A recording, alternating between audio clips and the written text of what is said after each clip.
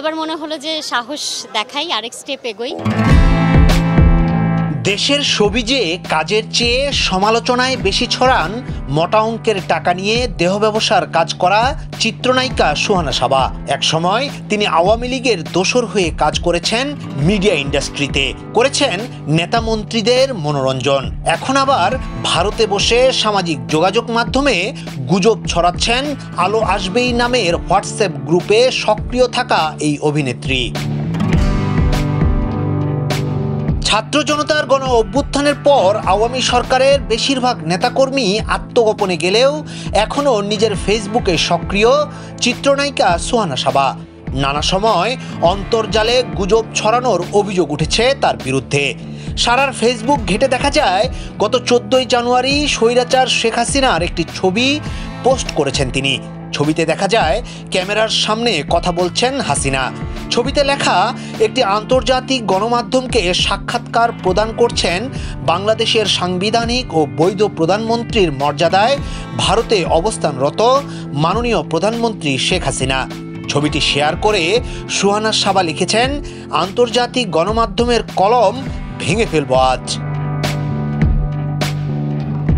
তবে fact check করে দেখা যায় শেখ হাসিনার এই ছবিটি বহু পুরনো।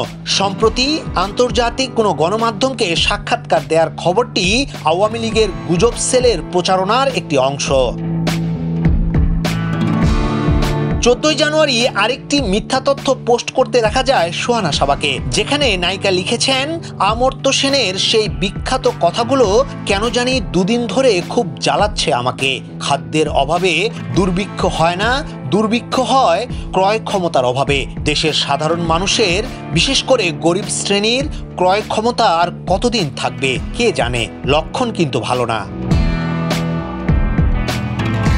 বর্তমান অন্তর্বর্তীকালীন সরকারের ব্যর্থতা প্রমাণ করতে নোবেলজয়ী অমর্ত্য সেনের যে বক্তব্য সাবা পোস্ট করেছেন তার অর্ধেক সত্য, বাকি অর্ধেক সুহানার মন গড়া প্রোপাগান্ডা। কারণ এমন কোনো কথাই বলেননি তিনি। তিনি বলেছিলেন, খাদ্যের অভাবে দুর্ভিক্ষ হয় না, দুর্ভিক্ষ হয় ব্যবস্থাপনার অভাবে। সুহানা সাবা ইচ্ছে করেই মিথ্যে কোটেশন ছড়িয়ে জনগণকে বিভ্রান্ত করছেন। এমনকি শুধু সরকার বিরোধী প্রোপাগান্ডাই নয়, শহীদ আবু সাইদের ঘটনাকে ফালতু বলা পোস্টও শেয়ার করেছেন সাবা।